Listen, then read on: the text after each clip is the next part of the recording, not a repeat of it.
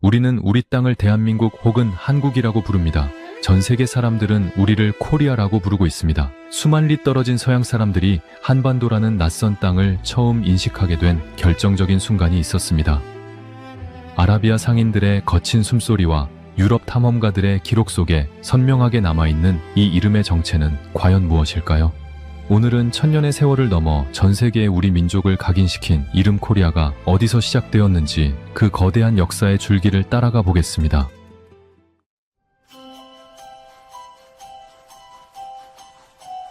우리가 지금 살고 있는 이 땅은 아주 오래전부터 수많은 이름을 가지고 있었습니다. 지금은 대한민국이라는 당당한 이름을 사용하고 있지만 이 이름이 정착되기까지는 수천 년의 시간이 걸렸습니다. 우리 역사의 첫 페이지를 열었던 나라는 고조선이었습니다. 단군왕검이 세운 고조선은 우리 민족의 뿌리이자 시작이었습니다. 하지만 당시 사람들은 스스로를 부르는 이름과 주변 나라들이 부르는 이름이 조금씩 달랐습니다. 중국의 오래된 기록들을 보면 우리 민족을 동쪽에 사는 활을 잘 쏘는 사람들이라는 뜻에서 동이라고 부르기도 했습니다. 고조선 이후에도 한반도에는 수많은 나라가 생기고 사라졌습니다. 북쪽의 넓은 대륙을 호령하던 부여가 있었고 그 뒤를 이어 고구려와 백제 그리고 신라라는 삼국시대가 열렸습니다. 이 시기에도 우리는 각자의 나라 이름을 소중히 여겼습니다. 고구려는 높고 높다는 뜻을 담았고 백제는 백가문이 바다를 건너왔다는 의미를 가졌으며 신라는 날마다 새로워진다는 뜻을 품고 있었습니다. 이처럼 우리 조상들은 시대에 따라 그리고 상황에 따라 다양한 이름을 사용하며 역사를 이어왔습니다. 하지만 재미있는 사실은 우리 내부에서 부르는 이름과 바깥 세상에서 우리를 부르는 이름이 항상 일치하지는 않았다는 점입니다. 이것은 비단 우리만의 일은 아닙니다. 가까운 나라 일본만 보더라도 그들은 스스로를 니혼이나 니폰이라고 부르지만 전 세계 사람들은 재팬이라고 부릅니다. 중국 역시 스스로를 중화라고 부르지만 서양에서는 차이나라고 부르는 것과 같은 이치입니다. 나라의 이름은 그 나라를 부르는 주체가 누구냐에 따라 달라질 수 있는 법입니다. 아주 먼 옛날 서양 세계는 동쪽 끝에 어떤 나라가 있는지 전혀 알지 못했습니다.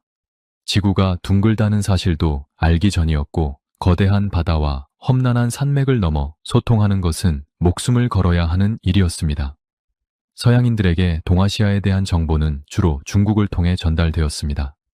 중국 상인들이나 여행가들이 전해주는 이야기를 통해 저 멀리 동쪽에 황금과 비단이 가득한 신비로운 나라가 있다는 사실을 어렴풋이 짐작할 뿐이었습니다. 국제사회에서 통용되는 이름은 보통 활발한 교류가 일어날 때 만들어집니다. 서로 물건을 사고 팔고 문화를 나누면서 상대방을 지칭할 명칭이 필요해지기 때문입니다. 우리나라도 마찬가지였습니다. 우리가 우리를 무엇이라 부르든 상관없이 우리와 처음으로 깊은 관계를 맺고 우리의 물건을 서구 세계로 가져간 사람들이 우리를 부르기 시작한 이름이 있었습니다. 그 이름이 바로 오늘날 전 세계가 우리를 부르는 코리아의 씨앗이 되었습니다. 우리가 지금은 너무나 자연스럽게 받아들이는 코리아라는 명칭은 사실 우리 민족이 세계라는 거대한 무대에 처음으로 이름을 알린 증거이기도 합니다. 그것은 단순히 이름 하나가 바뀐 것이 아니라 우리 민족의 활동 범위가 한반도를 넘어 멀리 아라비아와 유럽까지 뻗어나갔음을 상징하는 것입니다.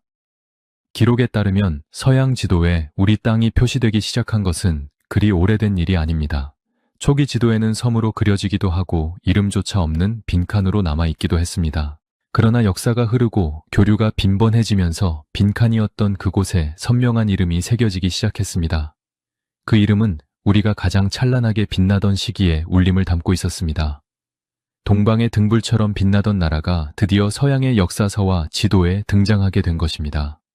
우리가 우리 스스로를 부르던 조선이나 고려라는 이름이 서양인의 입맛에 맞게 발음되고 기록되는 과정은 그 자체로 한 편의 거대한 다큐멘터리와 같습니다. 결국 코리아라는 이름은 우리가 누구인지를 세계에 알린 첫 번째 명함과 같습니다. 수천 년 동안 고조선에서 시작해 삼국을 거쳐온 우리 민족의 역사가 이 짧은 단어 속에 압축되어 담기게 된 것입니다. 왜 하필 다른 이름이 아닌 코리아였을까요? 그리고 그 이름은 어떤 과정을 거쳐 서양의 언어로 굳어지게 되었을까요?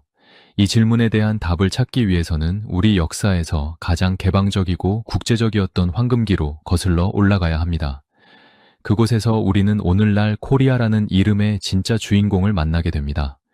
코리아라는 이름의 위대한 여정은 지금으로부터 1100여 년 전인 918년 태조 왕건이 건국한 고려 왕조에서 본격적으로 막을 올립니다.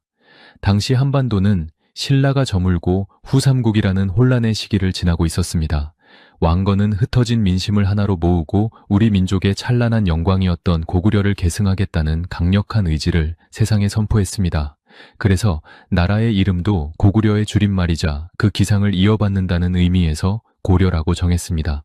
사실 고구려라는 이름 자체가 이미 당대 사람들에게는 고려라고 불리기도 했으니 이는 우리 민족의 정통성을 다시 세우겠다는 굳건한 약속과도 같았습니다.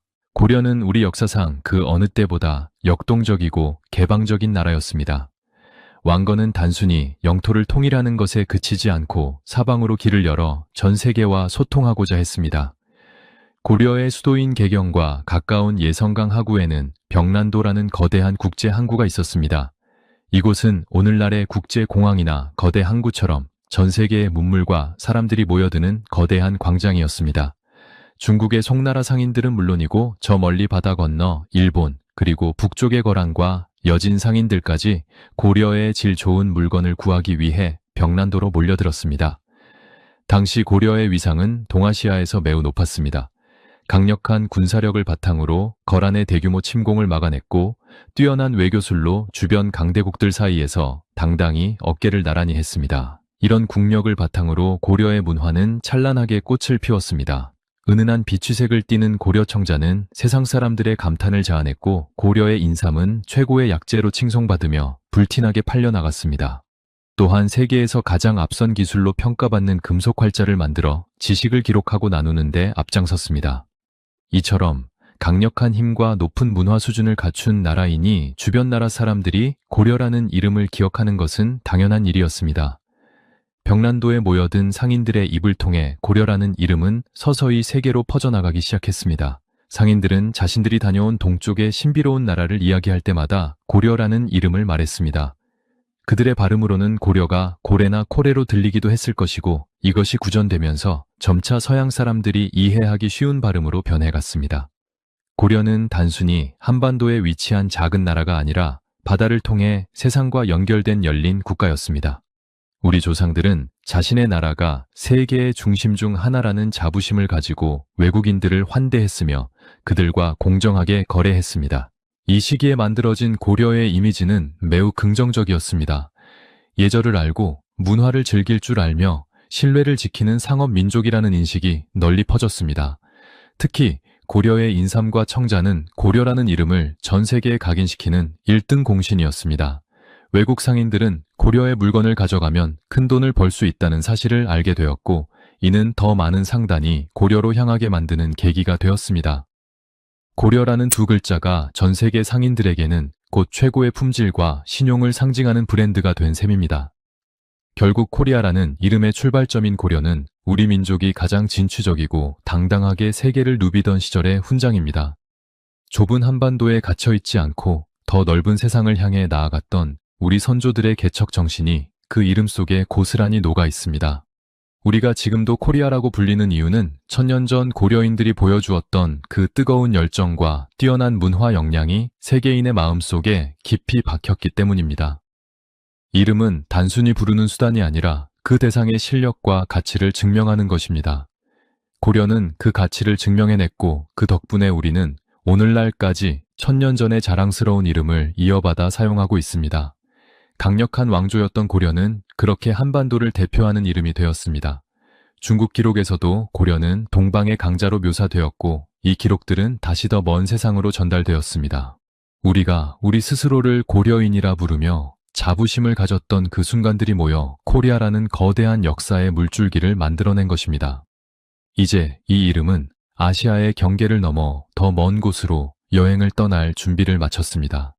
우리 민족의 이름이 어떻게 푸른 바다를 건너 아라비아와 유럽의 언어로 스며들게 되었는지 그 놀라운 연결고리를 찾아가는 여정은 이제부터가 시작입니다.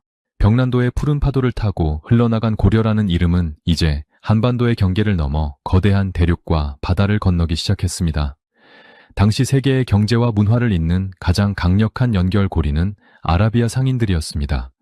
그들은 사막의 모래바람을 뚫고 지나가는 비단길과 거친 파도를 헤치며 나아가는 바닷길을 통해 동양과 서양을 하나로 묶어주는 가교 역할을 했습니다. 이 용감한 상인들이 동방의 끝자락에서 만난 고려는 그야말로 신비와 경탄의 나라였습니다. 아라비아 상인들은 고려의 수도 개경 근처인 병란도에서 그전까지 보지 못했던 진귀한 물건들을 마주했습니다. 은은한 빛을 내뿜는 청자와 기력을 돋워주는 인삼, 그리고 섬세하게 세공된 금속 공예품들은 그들의 눈을 사로잡기에 충분했습니다. 상인들은 이 훌륭한 물건들을 자신들의 배에 싣고 돌아가며 그 물건을 만든 나라의 이름을 기억했습니다. 그들의 입을 통해 흘러나온 고려라는 발음은 아랍어의 독특한 음운을 거쳐 코레아와 비슷한 소리로 변해갔습니다. 이것이 바로 훗날 전 세계가 우리를 부르게 될 위대한 이름의 첫 번째 울림이었습니다.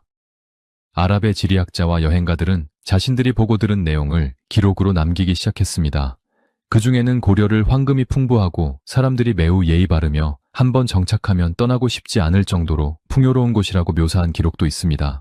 이러한 소문은 아라비아를 거쳐 점차 유럽으로 전해졌습니다.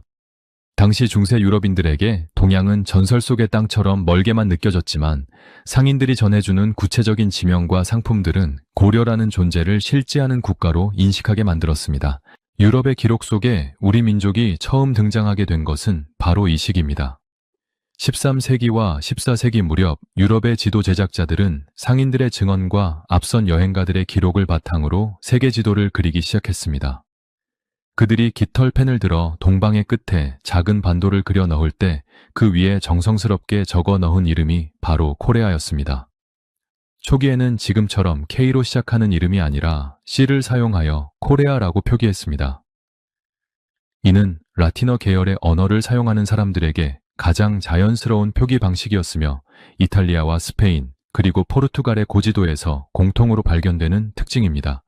지도는 당시 사람들에게 단순한 그림이 아니라 세상에 대한 지식이자 권력이었습니다. 지도에 이름이 새겨졌다는 것은 그 나라가 국제사회의 일원으로 당당히 인정받았다는 뜻이기도 합니다.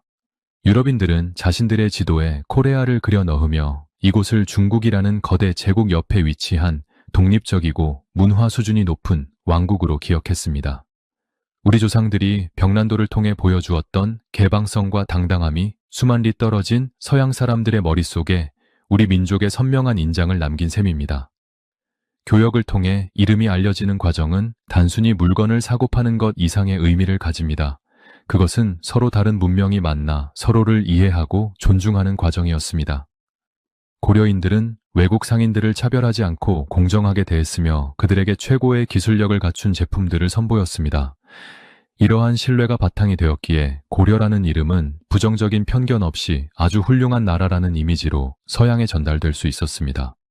코레아라는 이름 속에는 정직한 거래와 뛰어난 예술성 그리고 미지의 세계를 향한 열린 마음이 모두 담겨 있었던 것입니다. 서양에 처음 등장한 코레아라는 명칭은 그렇게 역사의 물줄기를 타고 유럽 전역으로 확산되었습니다. 프랑스 사람들은 코레라고 불렀고 영국 사람들은 점차 이를 자신들의 언어에 맞게 변형하여 사용했습니다. 이름이 퍼져나갈수록 우리 땅에 대한 호기심도 커져갔습니다. 지도 위에 작은 글자로 시작된 코레아는 이제 서양인들에게 탐험하고 싶은 나라 혹은 꼭 한번 교역하고 싶은 매력적인 국가로 자리매김했습니다. 이처럼 코리아라는 이름의 뿌리에는 우리 선조들이 직접 발로 뛰며 만들어낸 국제적인 위상이 서려 있습니다. 남들이 우리를 어떻게 불러줄지 기다린 것이 아니라 우리가 먼저 세상 밖으로 나아가 우리의 실력을 보여주었기에 얻어낸 값진 결실인 것입니다. 1000년 전 아라비아 상인의 일기장과 유럽의 낡은 지도 속에 새겨진 코레아라는 글자는 오늘날 우리가 누리는 국제적인 명성의 가장 오래된 뿌리라고 할 수 있습니다. 우리는 이미 오래전부터 세계와 호흡하며 자신만의 이름을 빛내온 민족이었습니다. 중세 유럽인들의 잠자던 호기심을 깨우고 동양에 대한 환상을 현실로 바꿔놓은 인물이 있습니다. 바로 베네치아의 탐험가 마르코 폴로입니다. 그는 13세기 말에 중국 원나라를 방문하여 무려 17년 동안 머물렀습니다. 그가 고향으로 돌아와 남긴 기록인 동방견문록은 당시 유럽 사회에 엄청난 충격을 주었습니다.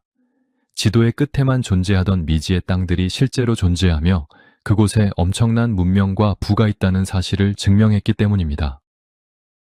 이 책 속에는 우리 민족의 나라 고려에 대한 이야기도 선명하게 기록되어 있습니다. 마르코 폴로는 고려를 카울리라는 이름으로 불렀습니다.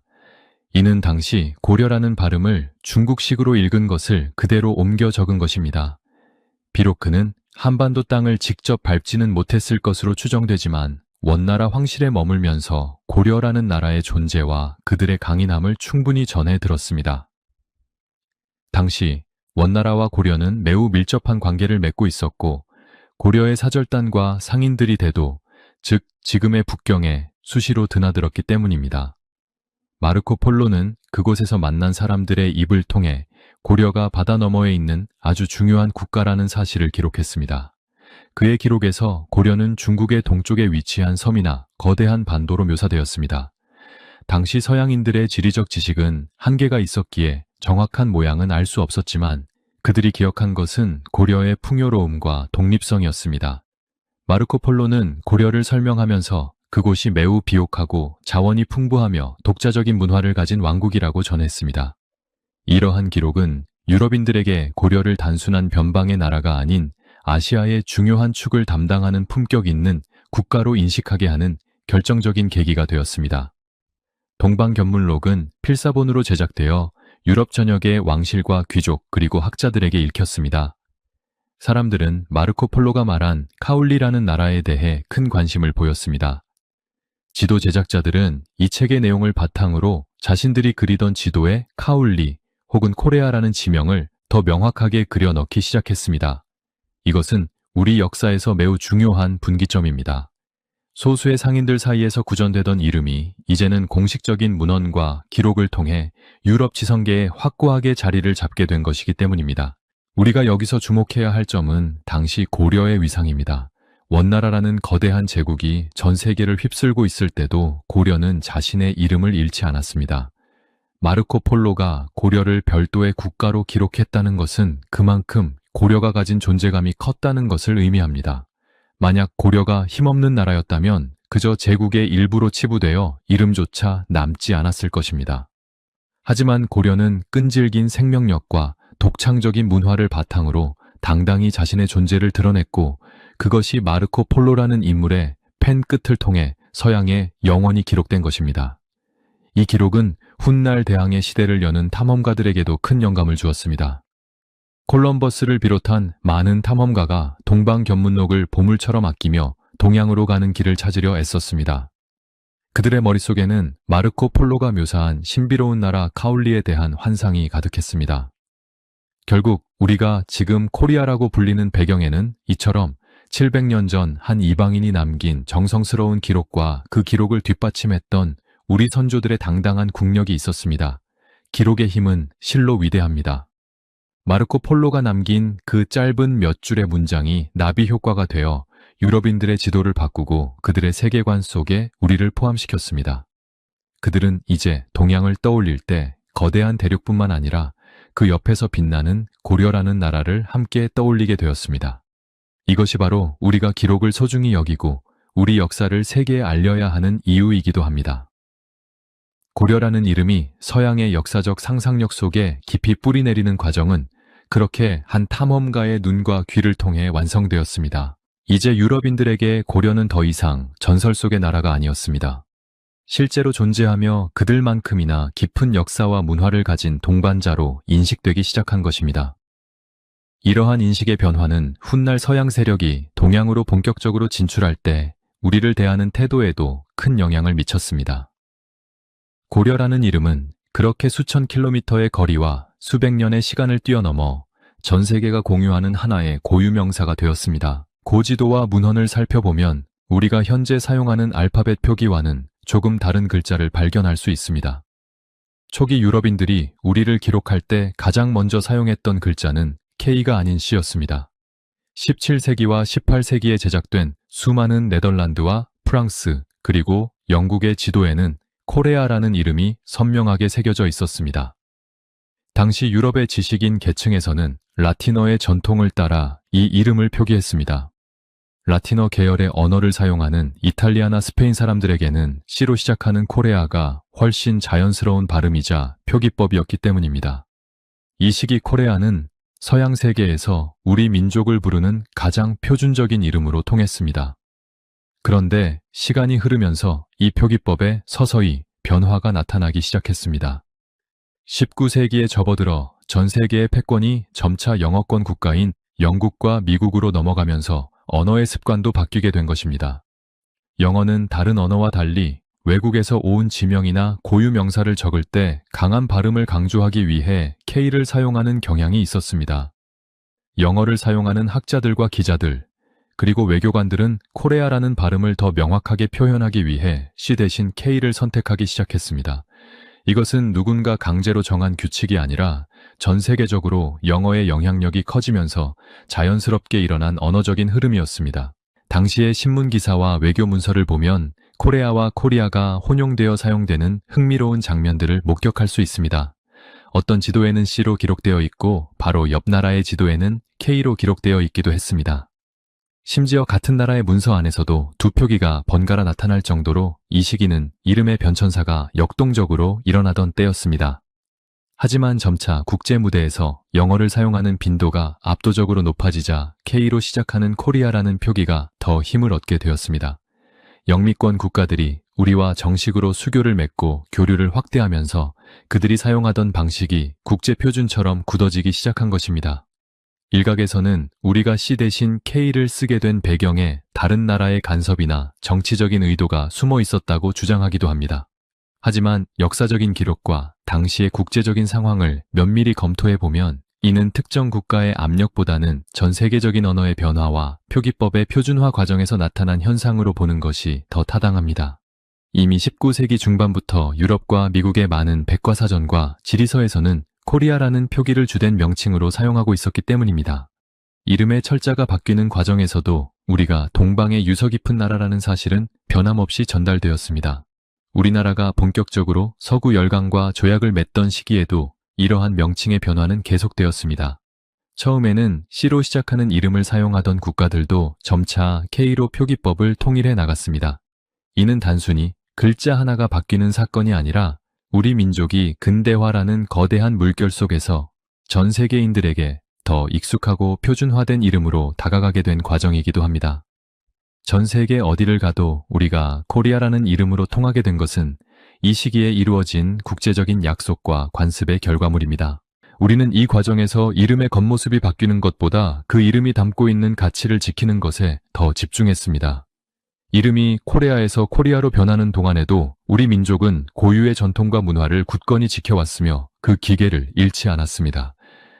서양인들이 자신들의 편의에 따라 철자를 조금씩 수정했을지 몰라도 그들이 부르는 코리아라는 소리 속에는 여전히 1000년 전 고려인들이 보여주었던 찬란한 문명의 울림이 그대로 담겨 있었습니다. 글자의 모양은 시대에 따라 변할 수 있지만 그 안에 깃든 민족의 정체성은 결코 변하지 않는 법입니다. 결국 코리아라는 이름이 정착된 것은 우리가 세계사의 중심 무대로 한 발짝 더 다가섰음을 의미합니다. 더 많은 나라와 소통하고 더 넓은 세상과 교류하기 위해 전 세계가 공통으로 부르기 쉬운 이름이 필요했던 시기에 자연스럽게 만들어진 결실인 셈입니다.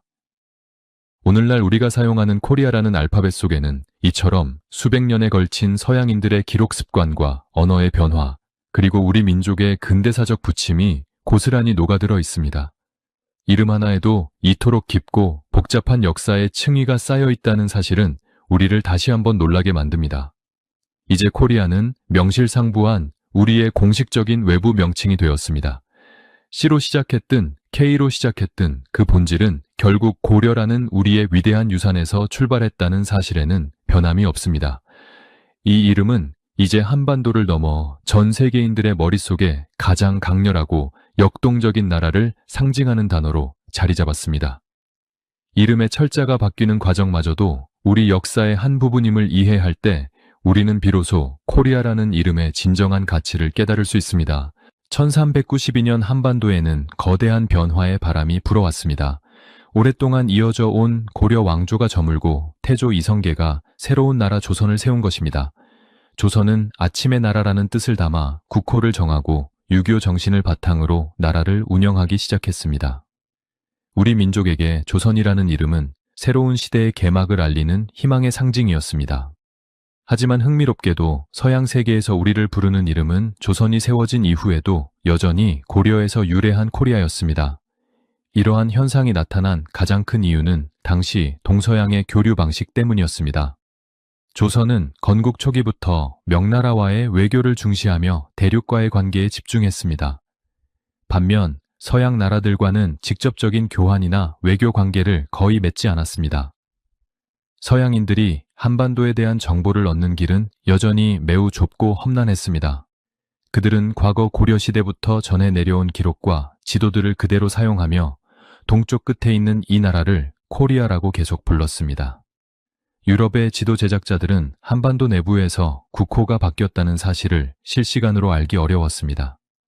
당시에는 인터넷도 전화도 없던 시절이었기에 수만 리 떨어진 곳의 정권 교체 소식은 수십 년 혹은 수백 년이 지나서야 겨우 전달되기도 했습니다. 이미 코레아나 코리아라는 이름으로 지도를 인쇄하고 널리 보급한 서양인들에게 굳이 낯선 조선이라는 이름을 새로 익힐 이유도 부족했습니다. 그들에게 코리아는 단순히 특정 왕조의 이름이 아니라 한반도라는 지역과 그곳에 사는 민족을 통칭하는 고유 명사로 이미 굳어져 있었던 것입니다. 17세기에 접어들어 네덜란드 상인 하멜이 제주도에 표류했다가 돌아가서 남긴 하멜 표류기 같은 기록에서도 이러한 상황은 명확히 드러납니다. 하멜은 조선에서 10년 넘게 살면서 이 나라의 이름이 조선이라는 사실을 분명히 알고 있었습니다. 하지만 그가 유럽에 돌아가서 펴낸 책의 제목과 내용에는 여전히 코리아라는 명칭이 중요하게 사용되었습니다. 이는 유럽 사람들이 이미 코리아라는 이름에 너무나 익숙해져 있었기 때문에 그들의 이해를 돕기 위해 기존의 명칭을 유지한 것이라고 볼 수 있습니다. 조선 왕조 역시 서양인들이 자신들을 뭐라고 부르는지에 대해 크게 개의치 않았습니다. 당시 조선의 지식인들은 중국을 중심으로 하는 세계관을 가지고 있었으며 서양은 아주 멀고 낯선 이방인들의 땅으로만 여겼습니다.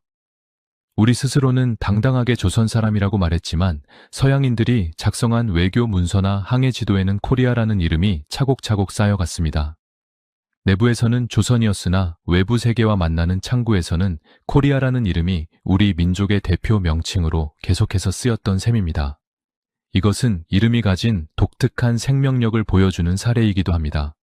한 나라의 이름이 국제적으로 널리 알려지고 나면 내부적으로 통치 세력이 바뀌고 이름이 변하더라도 외부에서 그것을 바꾸는 데는 훨씬 더 많은 시간과 노력이 필요합니다. 고려가 세계 무대에 남긴 인상이 워낙 강렬했기에 조선이라는 새 이름이 그 벽을 넘어서기가 쉽지 않았던 것입니다. 결과적으로 조선 500년 내내 서양의 기록 속에서 우리는 여전히 코리아로 존재했습니다. 오히려 이러한 명칭의 유지는 우리 민족의 연속성을 증명하는 도구가 되기도 했습니다. 서양인들에게 코리아는 고려에서 조선으로 이어지는 한반도의 주인들을 일컫는 변치 않는 이름이었습니다. 왕조는 바뀌어도 그 땅에 사는 사람들과 그들이 일구어낸 문화의 뿌리는 하나라는 사실을 코리아라는 이름이 대변해주고 있었던 것입니다. 우리가 지금 코리아라는 이름을 사용하는 것은 단순히 고려를 계승해서가 아니라 조선시대라는 긴 시간 동안에도 전 세계가 우리를 이 이름으로 기억하고 기록해왔기 때문입니다. 조선 후기에 이르러 서구 열강들이 한반도로 몰려오기 시작했을 때도 그들의 손에 들린 지도에는 여전히 코리아라는 글자가 선명하게 적혀 있었습니다. 조선이라는 이름이 서양에 아주 모르는 이름은 아니었지만 이미 수백 년 동안 사용되어 온 코리아의 권위를 이기지는 못했습니다. 결국 우리 민족은 자신의 의지와 상관없이 세계사의 흐름 속에서 코리아라는 이름으로 완전히 고착되었습니다. 내부의 조선과 외부의 코리아가 공존하던 이 독특한 시기는 우리 역사가 세계와 조우하는 과정에서 겪은 흥미로운 과도기였다고 할 수 있습니다. 1897년 우리 역사는 또 한 번의 거대한 전환점을 맞이합니다. 고종 황제는 러시아 공사관에서 경운궁으로 돌아와 국호를 대한제국으로 바꾸고 스스로 황제의 자리에 올랐습니다. 조선이라는 이름이 세상에 나온 지 500년 만에 우리는 자주독립 국가임을 전 세계에 선포한 것입니다. 대한이라는 이름은 우리 민족의 뿌리인 사만을 이어받아 크고 넓은 한민족의 나라라는 깊은 의미를 담고 있었습니다. 우리 민족에게는 가슴 벅찬 새 이름의 시작이었습니다. 하지만 국제사회의 시선은 조금 달랐습니다. 고종 황제가 대한제국을 선포하고 전 세계에 이를 알렸음에도 불구하고 서양 열강들은 여전히 우리를 코리아라고 불렀습니다. 이는 당시 국제 외교 무대에서 이미 코리아라는 이름이 대체할 수 없는 고유 명사로 자리를 잡았기 때문입니다. 서양인들에게 대한제국이라는 이름은 생소하고 발음하기 어려운 새로운 명칭이었지만 코리아는 수백 년 동안 지도와 기록을 통해 익숙해진 이름이었습니다.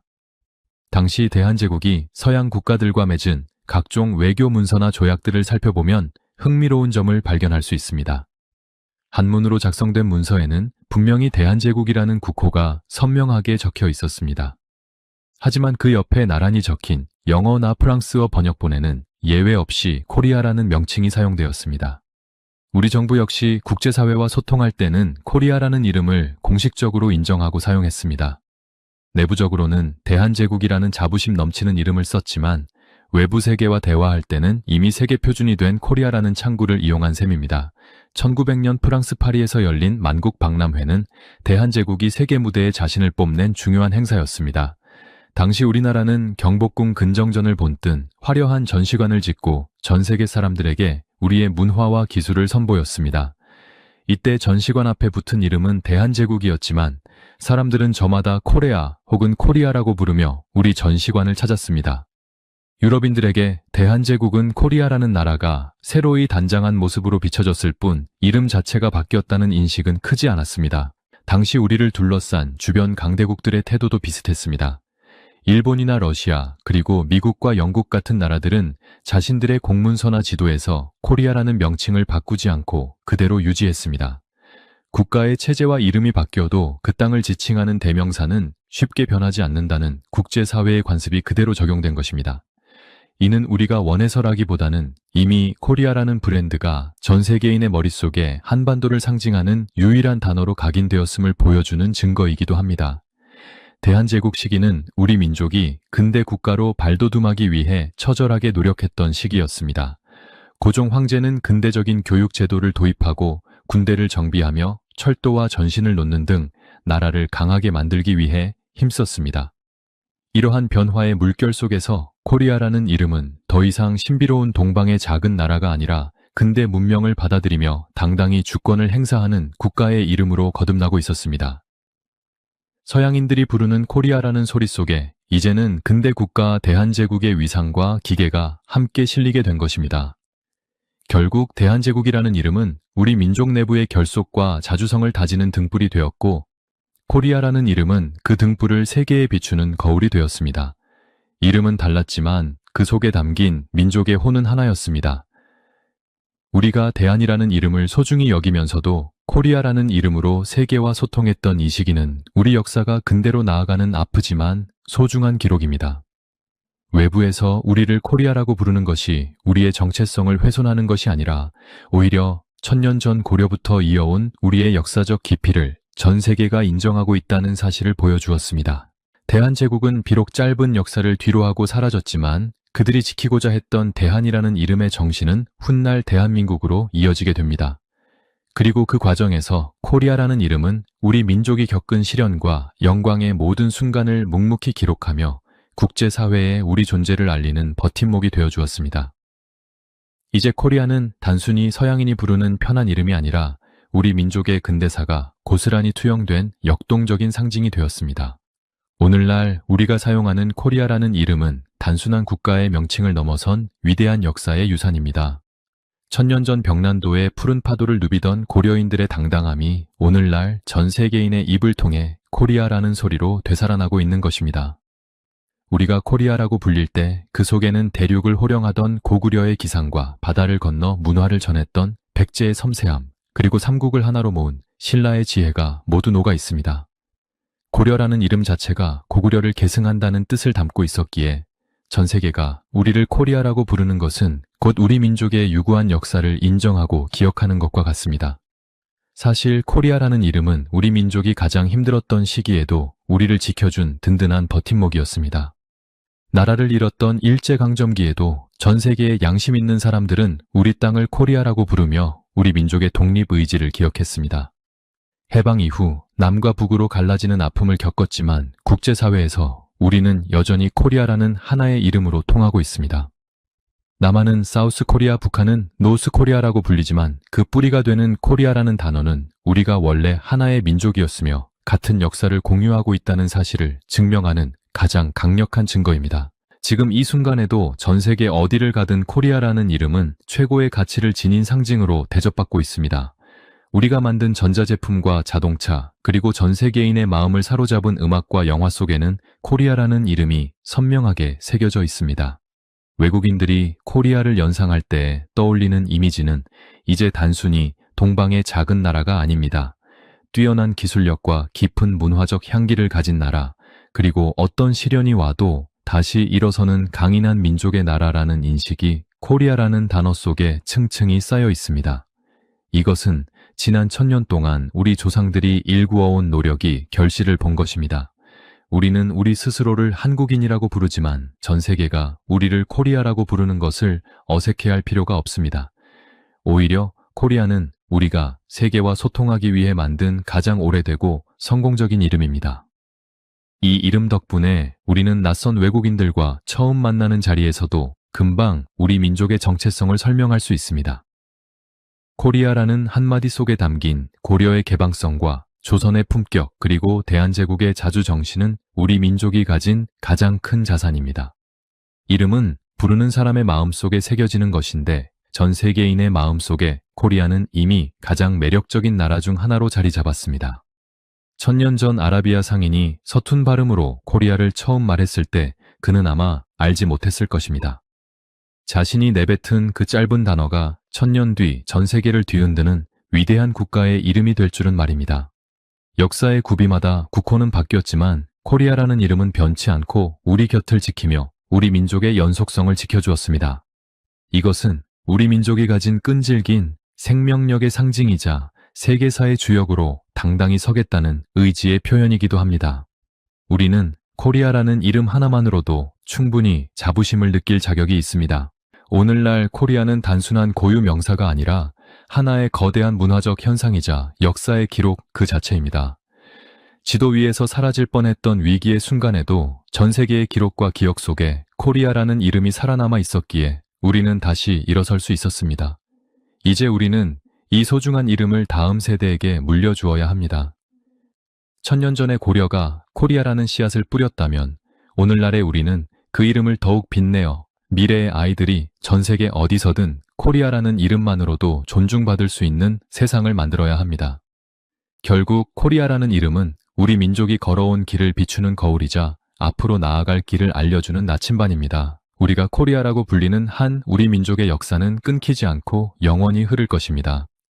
1000년의 세월을 견디며 더욱 단단해진 이 이름은 이제 한반도를 넘어 지구촌 전체의 희망과 역동성을 상징하는 단어가 되었습니다. 우리가 누구인지 그리고 어디서 왔는지를 가장 명확하게 보여주는 이름 코리아는 우리 민족이 가진 가장 아름답고 위대한 유산입니다. 오늘 전해드린 코리아라는 이름에 담긴 1000년의 이야기가 여러분의 가슴 속에 작은 울림이 되었기를 바랍니다. 무심코 불렀던 코리아라는 단어 하나에 우리 조상들의 피땀 어린 노력과 당당한 기계가 서려 있다는 사실이 새삼 놀랍고 자랑스럽게 느껴집니다. 우리가 우리 이름을 소중히 여기고 그 가치를 알 때 우리 역사는 더욱 밝게 빛날 것입니다. 오늘의 영상이 유익하셨다면 소중한 의견을 댓글로 남겨주시고 이 감동적인 역사를 더 많은 분이 알 수 있도록 구독과 좋아요로 응원해 주시기 바랍니다. 여러분의 관심이 우리 역사를 지키고 알리는 가장 큰 힘이 됩니다. 시청해 주셔서 감사합니다.